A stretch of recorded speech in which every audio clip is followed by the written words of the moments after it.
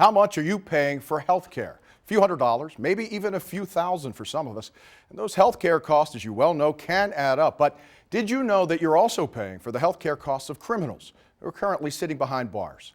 In tonight's special report, News Channel 20's Alicia Lewis takes a closer look at what exactly you're paying for. Main Control, can you override the outside door? I've been to prison 3 times, so been to jail here. I was at the old county too, so I'm gonna say probably maybe 20 years, probably 20 years. Sangamon County Jail inmate Lynn Gilbert has spent nearly half of his life behind bars. I was doing crack, cocaine, little meth, bunch of weed, smoked a lot of weed, drinking. Drugs, theft, and burglary.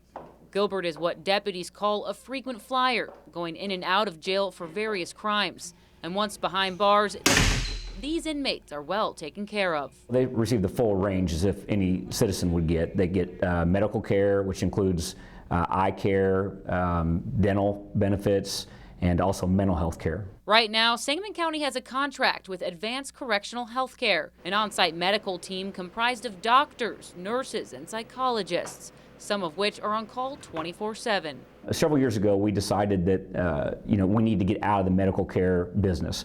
We employed our own nurses, and it was very frustrating to us because we didn't really, we understand the law, we don't understand health care.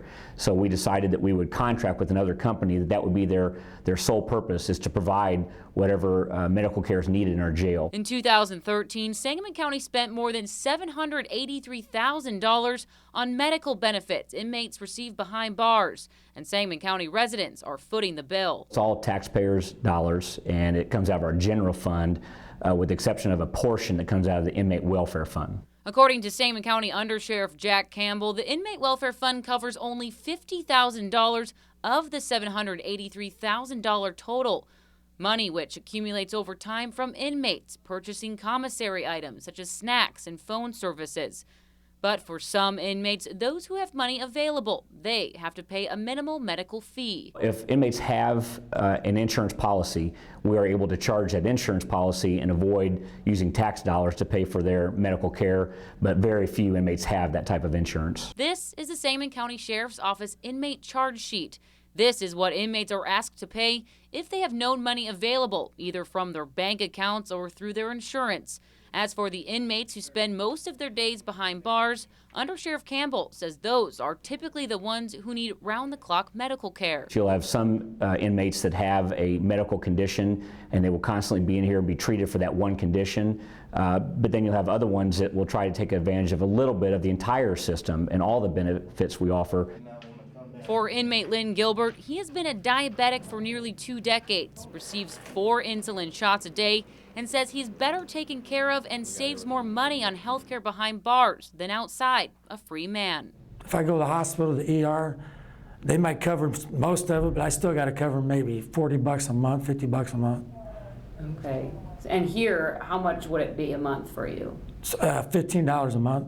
That's for my insulin, needles, and the prescriptions is $3 a script. So yeah, it's a lot cheaper. Cheaper for the inmates who some deputies fear may be taking advantage of the system. We're required to provide a certain amount of health care for them, and we know there are some that want to come in here to receive benefits, and we are told anecdotally that they will commit crimes just for the reason of getting in here. Now, why they're here, if you talk about them taking advantage of it, they have access to it. So I don't know that you could quantify it as taking advantage. It's simply something that they know they have access to, and they will go ahead and use that.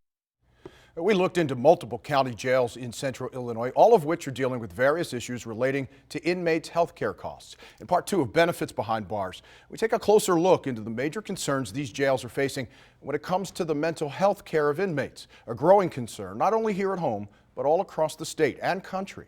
You can watch part 2 of Benefits Behind Bars tomorrow night at 10.